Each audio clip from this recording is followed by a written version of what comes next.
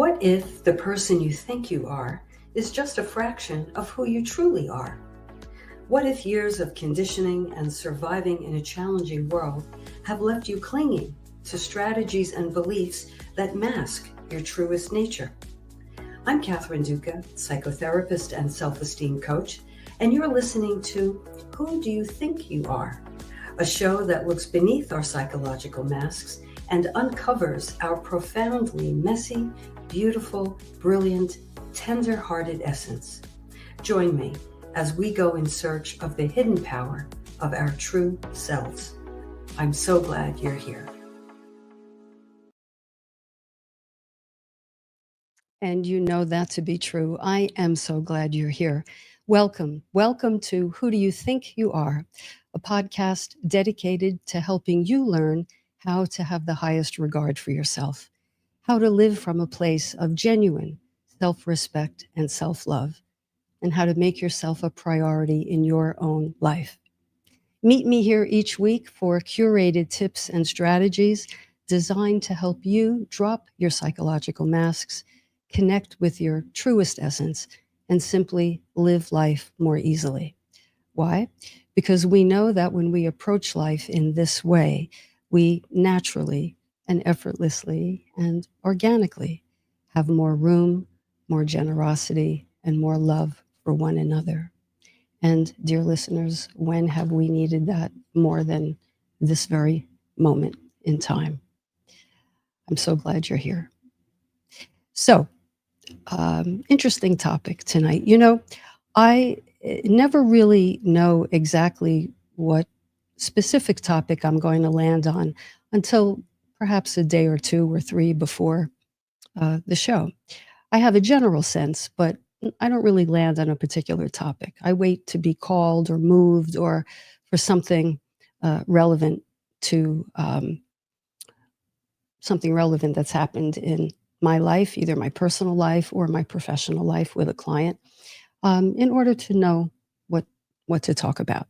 So tonight, I'm going to talk about an interesting tactic that many people use in their relationships, and that is the silent treatment. The silent treatment. So tonight's show is entitled A Wall of Silence. That's right, a wall of silence. And I speak from experience.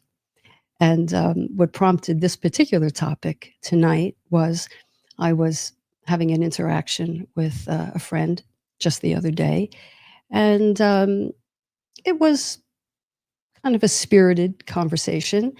And then it turned a bit more intense. I think we were both invested in our points of view.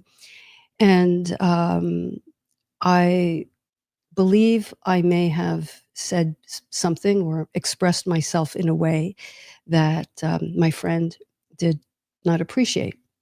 And I believe that to be the case because she, I think she gave me the silent treatment.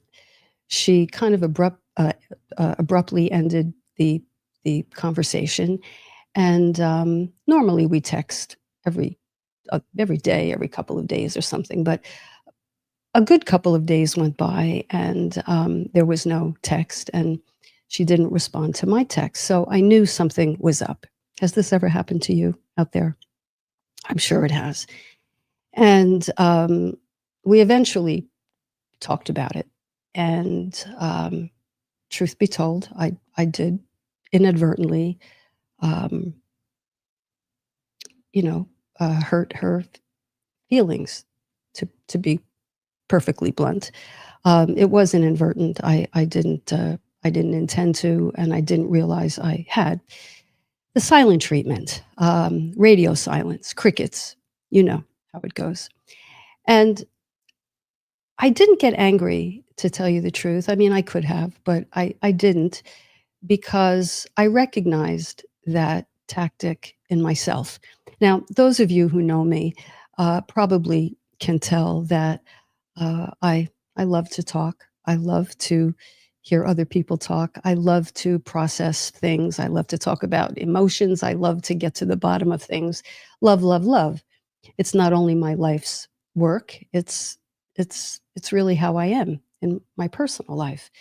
So when this interaction happened with a friend, I quickly hearkened back to a time in my life some time ago when I believe I did the same thing. I gave people the silent treatment. And, in that moment, I actually had empathy for my friend because I know when I gave people the silent treatment, I know that I didn't really do it for the sport of it, although I appreciate the impact that it had, the negative impact that it had, the hurtful um, impact it had. Um, but I was hurting myself at those times. And when I say hurting, I mean, I might have felt frustrated. I might have felt like, um, I didn't know what to say. I might have felt stifled. I don't know, something like that. And my recourse was to shut down and withdraw, i.e., silent treatment. And this got me thinking about myself and the reasons that were behind why I did that and why other people do it. And so, as you listen to this conversation tonight and hopefully participate, by the way, if you are um, listening and have access to the chat, I invite you to comment, ask questions, share perhaps a different point of view. I welcome any and all participation. Let's co create the best show we can tonight. So, uh, it got me really taking a deeper look at not only why do people give others the silent treatment, but what does that convey in a relationship?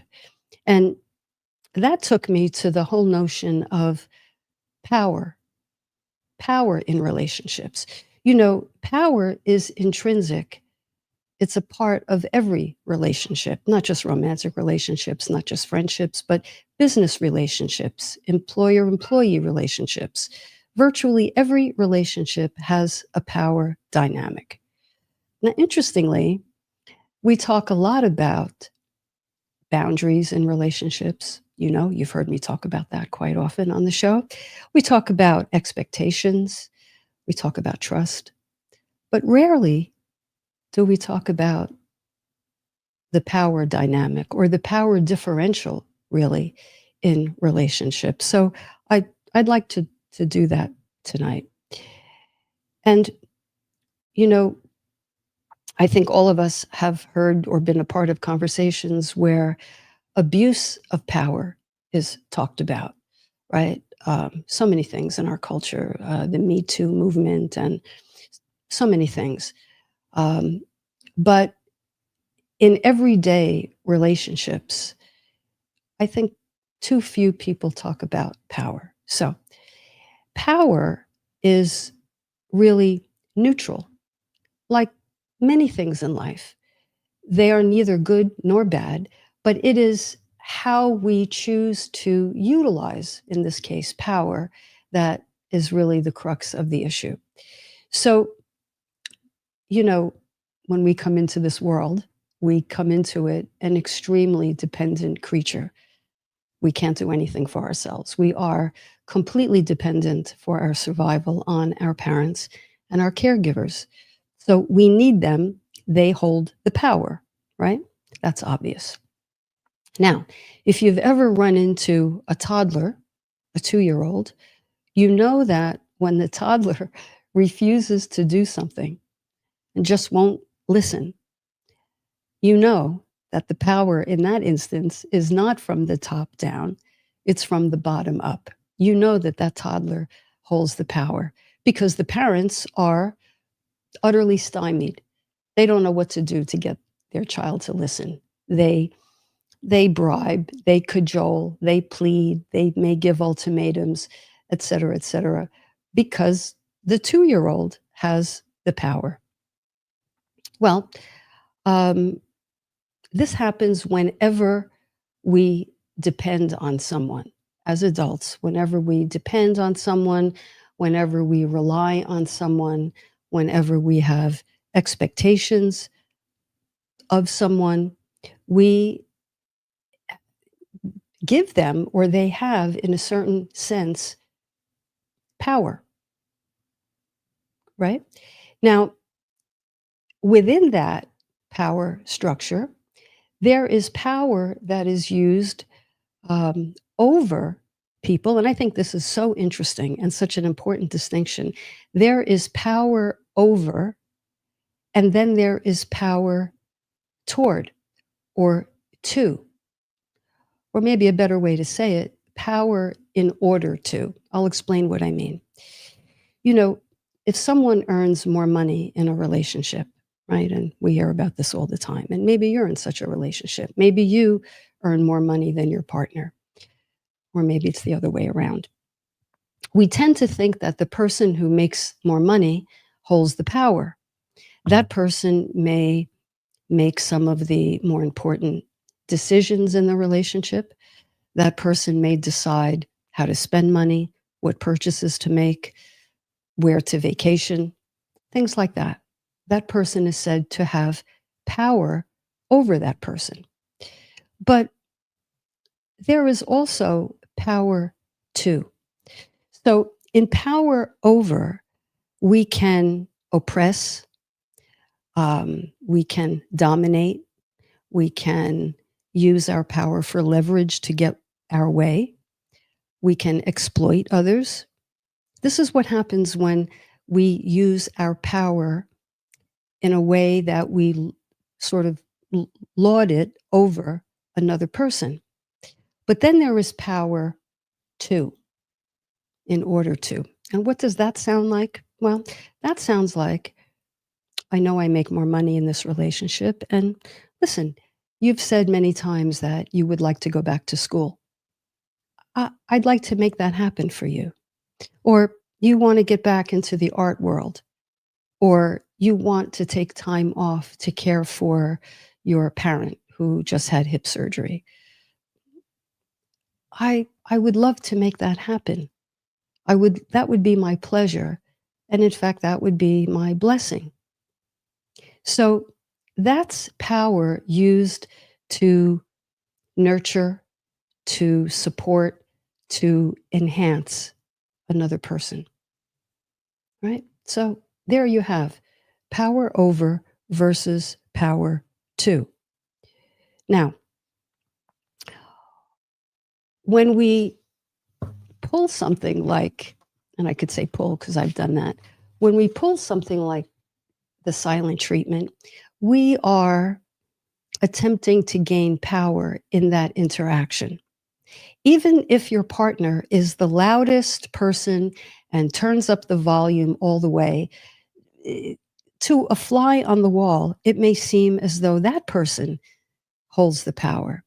But whenever someone relies on us, as I said before, relies on us to contribute to a conversation or to problem solve, for example, or to share a point of view to shed light on a situation, and we withhold that communication, that information, then the conversation can't advance. And what's more, the other person can likely feel upset. And if anyone has used the silent treatment on you, um, I bet that's exactly how you felt: frustrated, upset, demoralized. You didn't know what to do because you can't make someone speak if they don't want to. So the silent treatment is one of many conflict styles, and we'll get into that in a bit, that people use in order to express themselves, assert their boundaries, or assert their power when they know of no other way. Now, right off the bat, does that feel constructive? Of course not. Does it feel a bit destructive? I think it does, because it creates a gap. And if a gap exists long enough, you start to have a wedge between people. And really, nothing positive or constructive can come from the silent treatment. Now, the silent treatment is also, I'm sure you've heard the term, a passive aggressive move. What does it mean to behave in a way that is passive aggressive? Well, passive aggressive is really a great term because it really captures the essence of that behavior. It's passive because, in a precise way, you're not saying anything if you're giving the silent treatment. You're literally not saying anything. So it's passive. In essence, you can't be blamed for saying the wrong thing because you're not saying anything. But the energy on it, the emotional spin on your silence, is one of engendering in the other person a sense of frustration or helplessness. Because what can they do? They're going to do what the parent of the 2-year-old does, because actually, to do the silent treatment, speaking from experience, it is like a toddler who refuses to communicate, who kind of, stomps their feet and folds their arms and says, you can't make me. And so the other person on the receiving end may do what the parent of the toddler does: cajole, plead, bribe, guess, give multiple choice, et cetera, et cetera. It's a very uncomfortable position to be in. It's really a tight squeeze. And therein lies the aggressive aspect of the passive aggressive behavior. So the silent treatment is really, though a common tactic that many people use, it is really one that we would do well to swap out for more direct communication. More direct communication. So, why do some people resort to the silent treatment? What is it that propels someone to go mute when in fact they have so much to say? Well, it's really a defense mechanism. It's a defense mechanism. Why do I say that? Because you have to ask yourself, what kind of home did you grow up in, if you're the giver of the silent treatment, or if the other person is? What kind of home did they grow up in? In other words, was it acceptable to express anger? Was there room to display displeasure? I don't think I'm talking about grand acting out, but verbalizing. I'm upset about that. I'm not happy about that. I feel angry about that. Was silent used as a punishment in your home?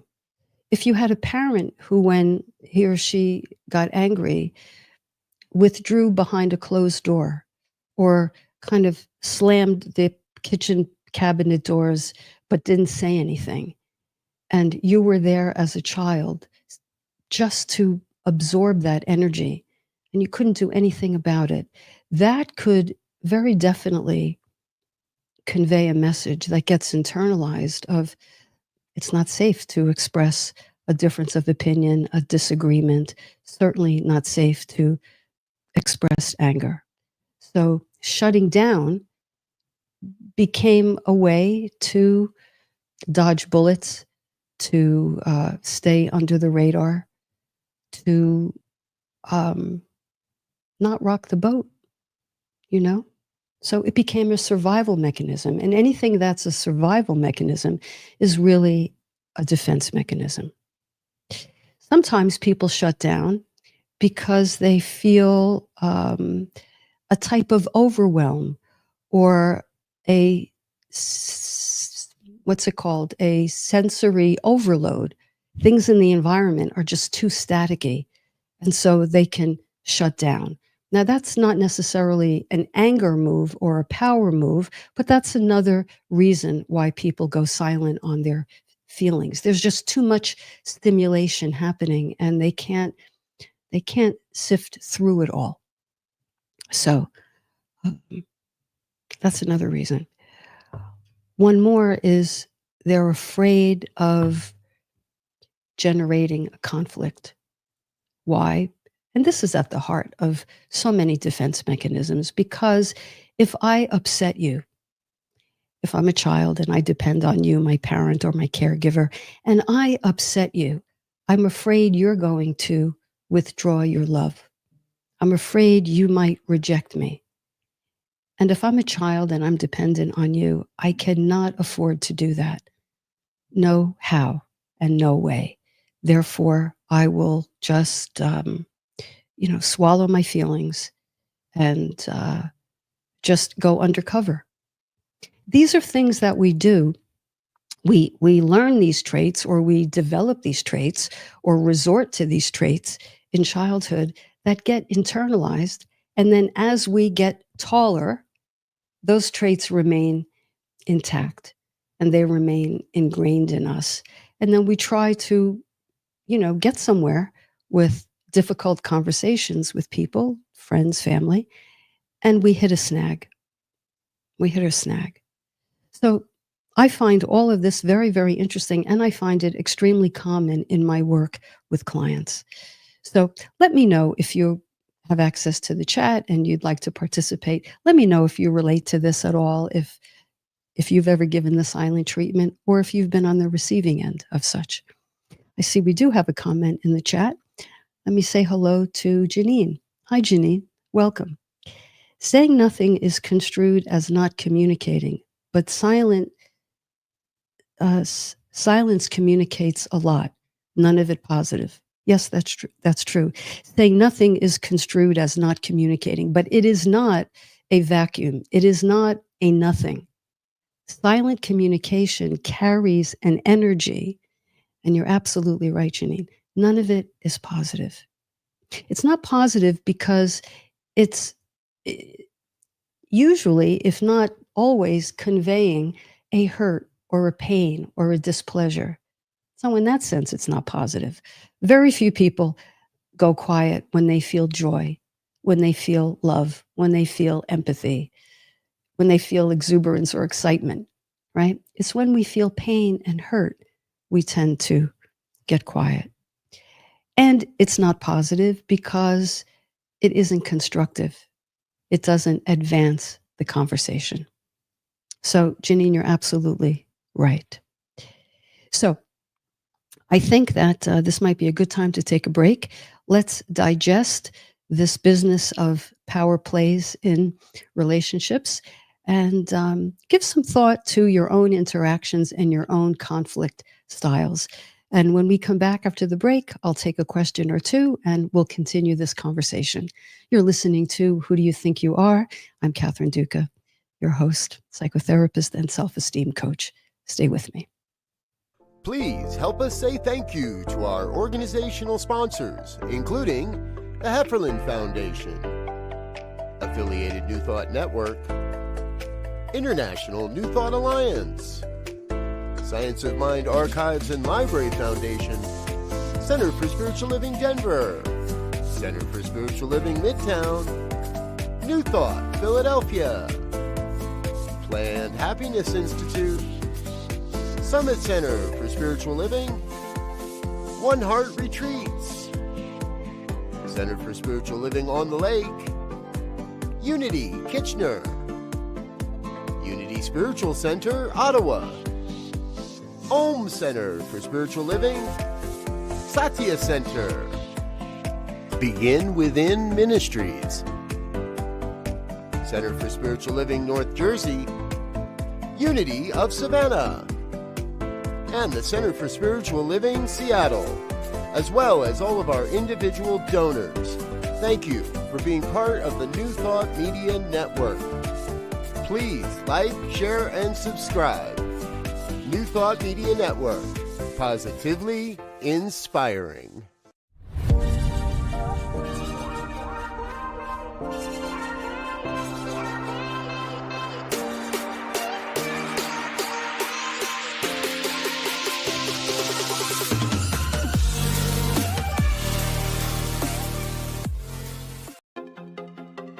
Welcome to the Convention of the Americas 2025, Rising Together. Join us for a truly bilingual retreat experience on the shores of the beautiful Lake Chapala, Mexico. July 22nd through July 26, 2025, at the Hotel Villa Monte Carlo in Jalisco, Mexico. Featuring Reverend Jeffrey Ryan, Dr. Jose de Lira Sosa, Reverend Dr. Kathy Ann Lewis, Reverend Dr. John Waterhouse, and Reverend Dr. David Bruner. Registration is now open, and payment plans are available. Simply visit www.conventionoftheamericas.com. Come be part of a transformative gathering with powerful presentations, workshops, networking time, and just good old relaxing and connecting. Plus, you can learn more about the science of mind and how to live this powerful philosophy in your life. Transform your life at Convention of the Americas, 2025, Rising Together.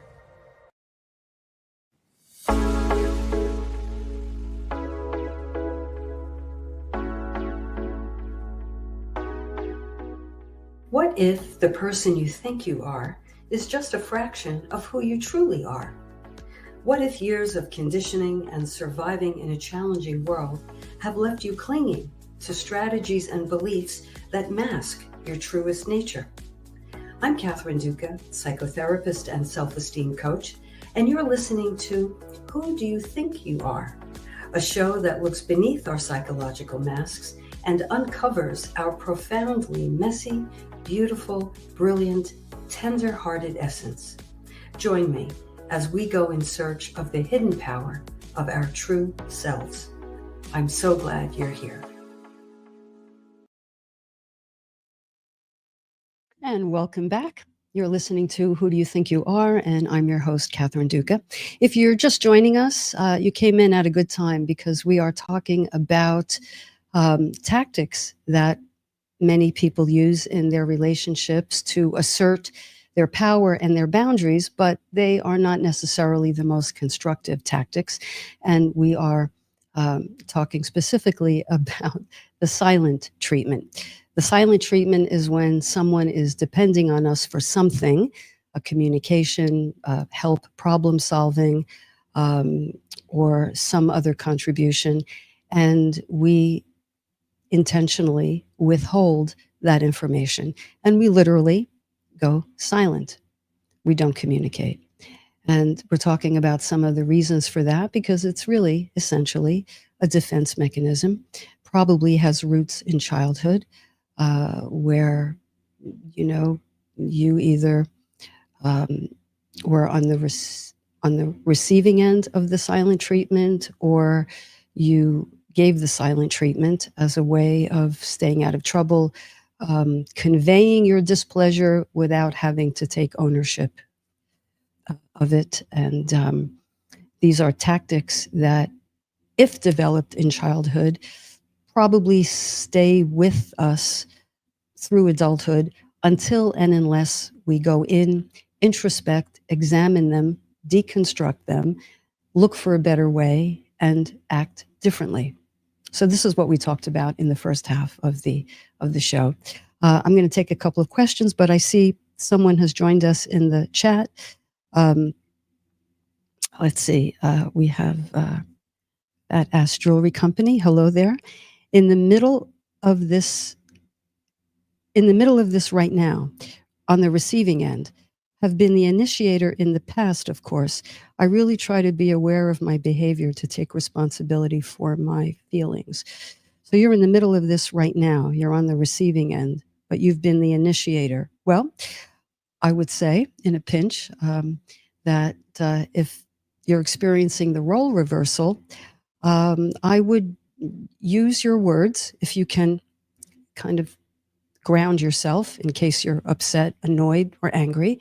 If you can go inward, ground yourself, and remember the times when you did the silent treatment thing, and try to put yourself in the other person's shoes and try to communicate to the other person, I would offer how the silent treatment makes you feel.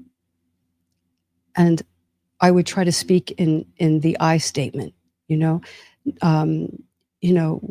when you don't communicate, I think it's okay to say that because the person isn't communicating, and that's a fact.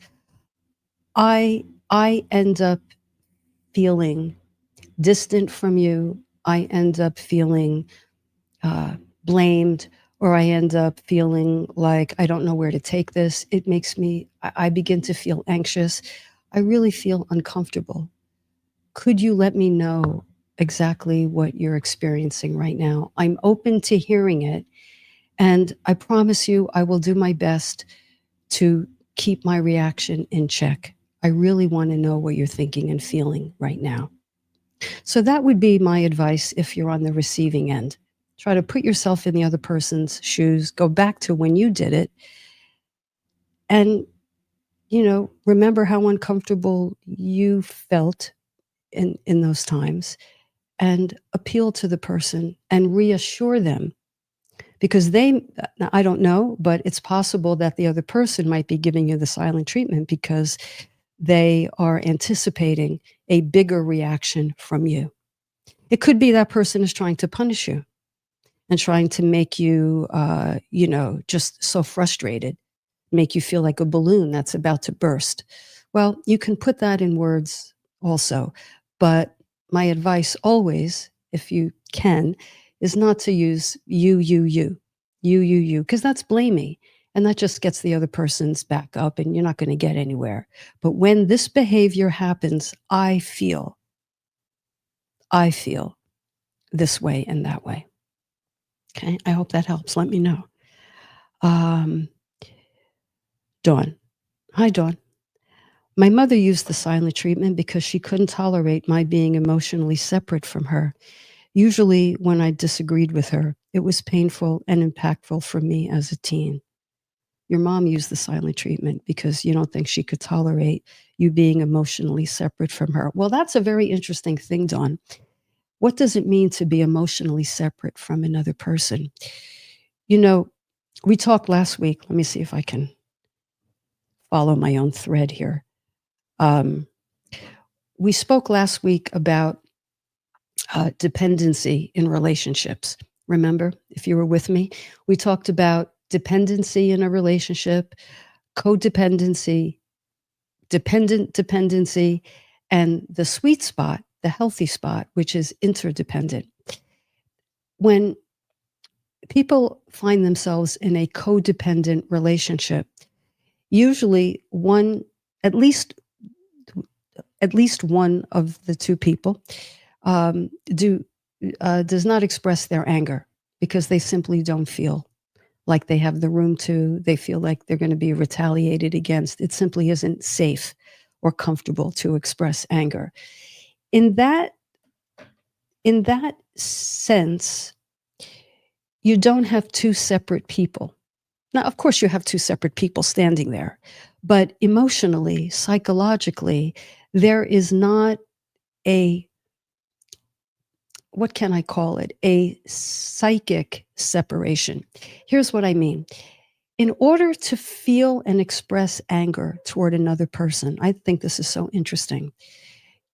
You have to declare your independence, as your autonomy as a separate person. In order to say, I feel angry toward you right now, or you made this comment or you did that behavior and I feel angry about it. There has to be some room between the two of you. In a codependent relationship, the presumption is I need you too much. I can't tolerate you having your own emotion toward me. I'm too afraid to have you be angry with me. And if I tell you I'm angry with you, you might in turn be angry with me because I'm angry with you. And I can't tolerate that. And so, Dawn, maybe that's what you mean when you say your mother couldn't tolerate you being separate from her. Maybe she needed you to be kind of merged with her. And we do this in relationships, and it's called codependency. You go on to say, it took a long time for me to realize she couldn't tolerate her feelings, fear, separation, and didn't have other tools. Right. So it sounds like you eventually got to empathy for your mom, Dawn, which I think is really, that's talk about the sweet spot. Look, uh, if we can be willing or willing to see past the masks we all wear. I wear them, you wear them. If we believe one another's masks, we're going to have a very limited relationship. We're going to have very limited intimacy and closeness because we believe the act. And masks are a costume, a masquerade of sorts. And so if we all walk around and relate to one another mask to mask, how deep can we really go? How can we really embrace anyone else's authenticity? How can we embrace our own? So I think the name of the game really is to get to a place where through self-reflection, we empathize with ourselves. Oh yeah, I know why. Because when, once I said I was angry at my father and he slapped me. He slapped me. And ever since then, I made a vow I am never doing that again. So I'm just going to swallow my feelings. And what happens, happens. Whatever the consequences to me are. We don't even know what the consequences are. But we get into a relationship in adulthood and things go awry and we don't know how we got there and we don't know what to do to correct it. But when we unpack these things through therapy, that's one way, we find that the way we negotiate conflict is by using these non-constructive tactics. Okay, I hope I'm being clear. Let me know if I'm not. Michelle says, that is very evolved thinking, Dawn. It is. It took me quite a while into my adulthood to understand why my mother needed to use that tactic. Right? Well, better late than never. And some people, sadly, many people have a never. They never really. Why? Because they don't know about self-awareness. They haven't been taught or inspired to develop self-awareness. They are not used to introspecting. They're used to changing things in the outside world, not in their internal world. And so some people never get to understand. But when you do, Michelle, tell me if you can, if you care to reveal this, what does it do for you to be able to have that level of understanding and empathy toward your mom? Or Dawn, let me know that as well. Michelle, you go on to say, to this day, when someone goes radio silent on me, it's a trigger. Of course it is. I do have a deeper understanding, however. It takes me a moment to really center myself when someone does that to me in the present. Well, you're working with it. And I always say, when we work on our issues, especially our deepest ones, it is not like we get to a point where we flip a switch and we have arrived on the other end. It really doesn't happen like that. Working on our issues is more akin to a dimmer switch, I think. We get better and maybe we relapse a little bit because we're triggered and we're overwhelmed, but we have enough understanding to say to ourselves, yeah, okay, I know what this is. I'm triggered because this takes me back to my kitchen table when my mother did X and slammed the cabinet doors but wasn't saying anything. Oh, I know. I have empathy for myself because that was really a tough spot to be in as a child.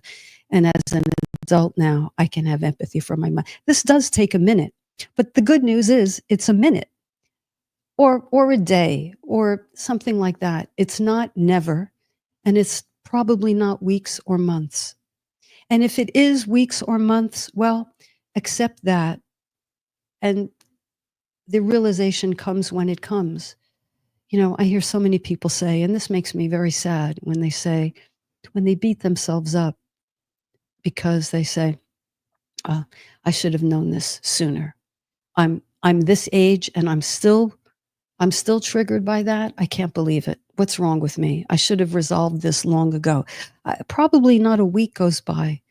I don't hear that from someone, my clients usually. So let's all cut ourselves a break. We're all doing the best. And if we're actively working on these issues, we're doing right by ourselves and we're doing right by the people we interact with. So, Michelle, I understand my mother had her own challenges. Yes. And going silent was a coping mechanism for her. She did not have strategies and coping mechanisms to deal with the challenges I was as a teen, to deal with the challenges you were as a teen. Well, what teenager isn't challenging, Michelle, right? But, you know, some parents do better with infants than they do toddlers, some toddlers than tweens, and some young adults than at any earlier age. Different parents have different, you know, they're equipped differently. And I do believe that most parents, if not just about all parents, do the best they can with their capacity and their competence. I have seen very, very few people capable of better, but withholding their better. In fact, I would be hard pressed to recall anyone who does that. So if you have skills, if you have coping, as Maya Angelou says, I'm smiling because it was not Dr. Phil, it was Maya Angelou who said, when you know better, you do better. And that's so true. And most people, if not all of us, love to do better. We love to have mastery over ourselves. It's an adult empowered kind of a stance to say, I can handle what I feel. I can handle what you feel. I can handle what you feel toward me. I don't have to go passive aggressive in order to hold on to you, to make you not mad at me. And by the way, if you engage in passive aggressive behavior, you're guaranteed to have the other person be angry with you. So what does that mean? That means the very thing you were trying to prevent using this tactic is the very thing you end up co-creating with the other person.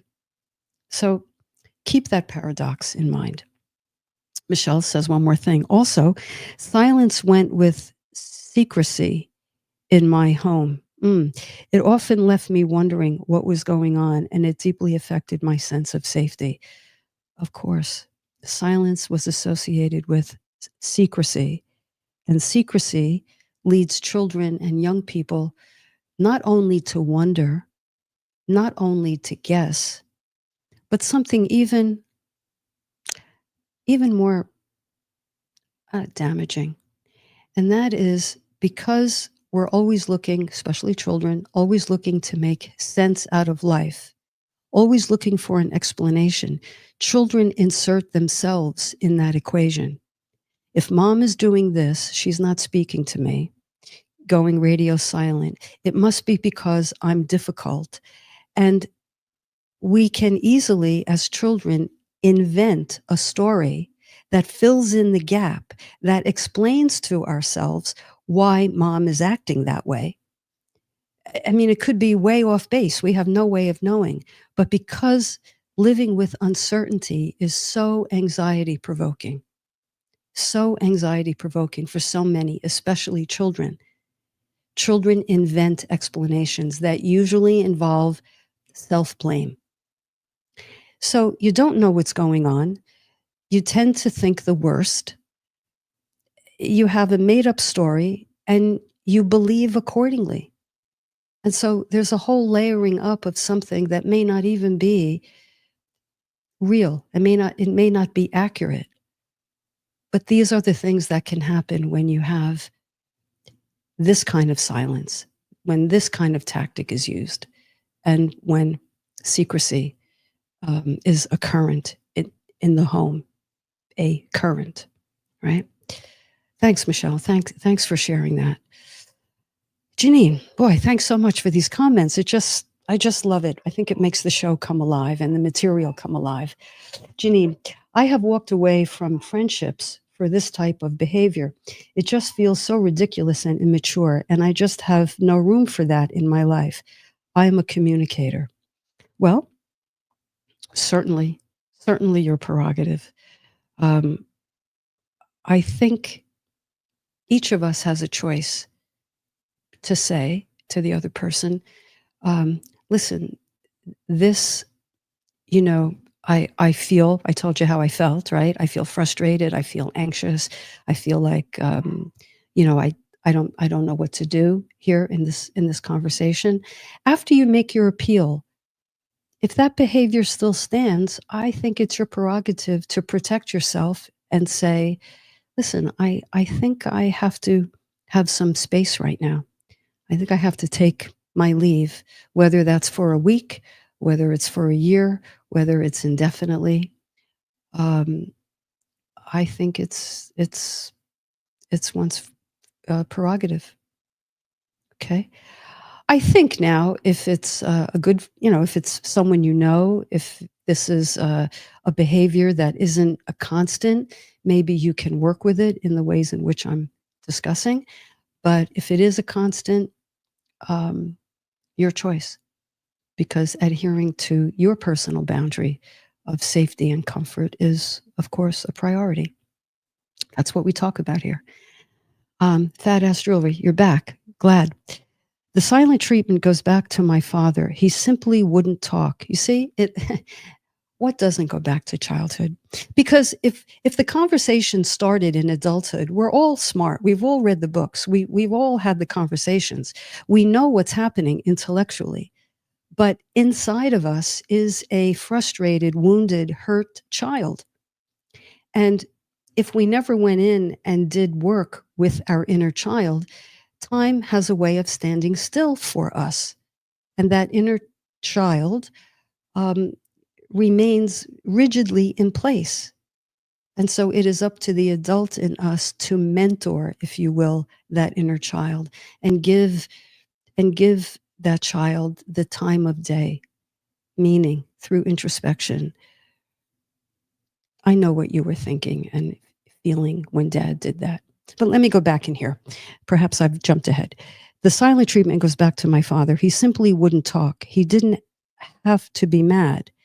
So odd to me now when I think about it.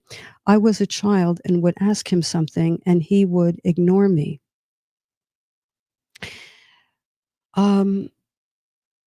That sounds just so unpleasant and so concerning.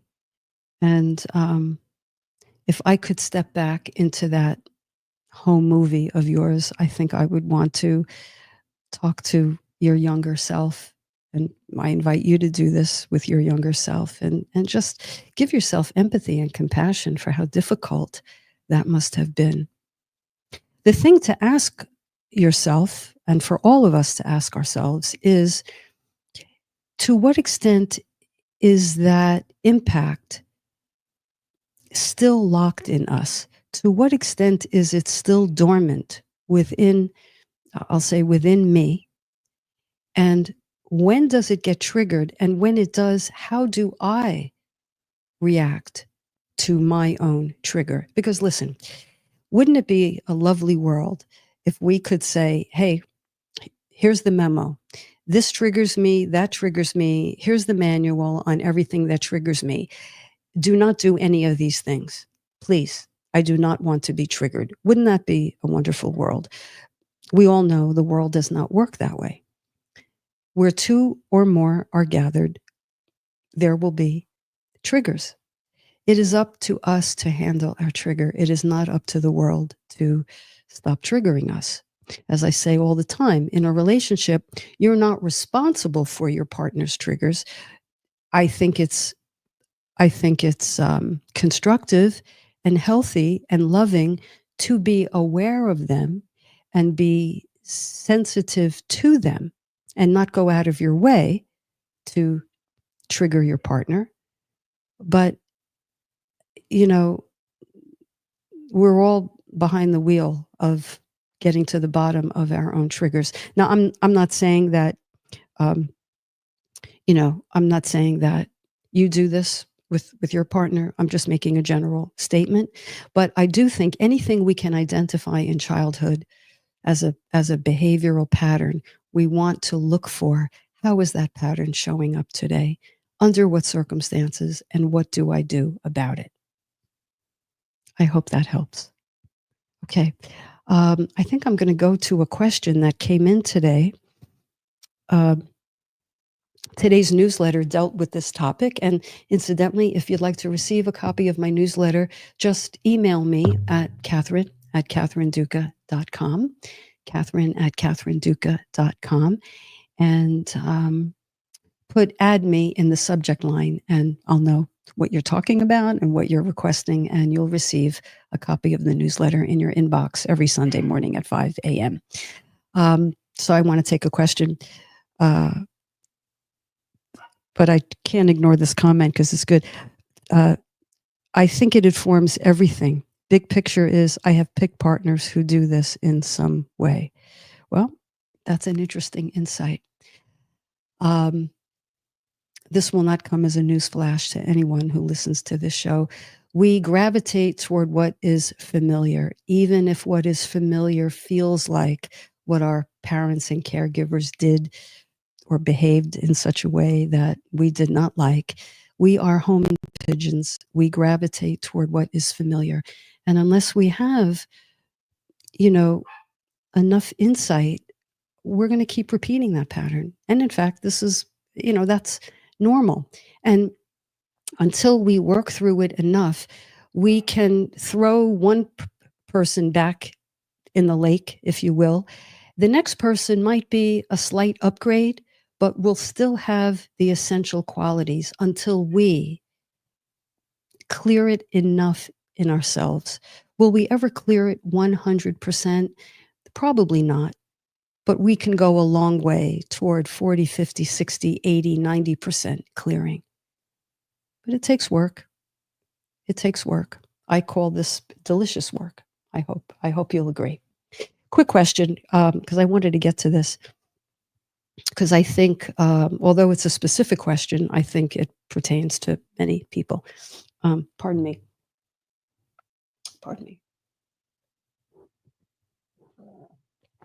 Okay. This is from Myra. Myra wrote, how can I address the power imbalance in my relationship when my partner doesn't acknowledge it? Maybe this gets to some of what that last listener was saying. How can I address the power imbalance in my relationship when my partner doesn't acknowledge it? Well, start by expressing, as I said before, your concerns and your feelings in as non-accusatory a way as possible. Use I statements. We talked about that last week. Use I statements. I'm feeling like I've been shouldering the lion's share of the household responsibilities or the expenses, and it's making me feel overwhelmed. Can we talk about how we might share these things more equitably? Now, you can imagine, and I can certainly imagine myself, a time in my life when I might have come on like gangbusters and said, you leave me to do the lion's share of everything. What do you think that does to me? Do you think that's fair? What's wrong with you? What are you doing? You're asleep at the wheel. I mean, come on. How far do you think you're going to get with that kind of a conversation? I can tell you from experience, not very. So when you speak in the I statements, I feel overwhelmed, I feel burdened, I feel anxious. Can we talk about how we can make things more equitable? The other person might not be aware for reasons pertaining to their upbringing. What is blatantly obvious to you and a pain and a burden may not be obvious to the other person. Now, maybe it is obvious, and for reasons of dependency, they are letting you take the lion's share. I mean, there are layers to this, and I don't want to oversimplify and broad brush everything. But I think as a starting point, we always want to start with I statements, and we always want to appeal to the higher consciousness in the other person in the interaction. If you start off you, blame, accuse, you're done before you start. But if you appeal and you turn your complaints into pleas, PLEA, if you turn a complaint into a plea or into a request, I think you're less likely to get the other person's back up. They are more inclined to hear you, or to at least be receptive, or at least to be willing to be receptive. You're not going to keep playing to that same old groove, because that is a well-worn groove, you, and it only has one reaction, and that's this: shoulders up, back up defensiveness. So, a very interesting conversation, power dynamics, tactics that we use to assert our boundaries. Listen, the best thing we can do is learn to take ownership of our emotions, our triggers, our unhealed wounds.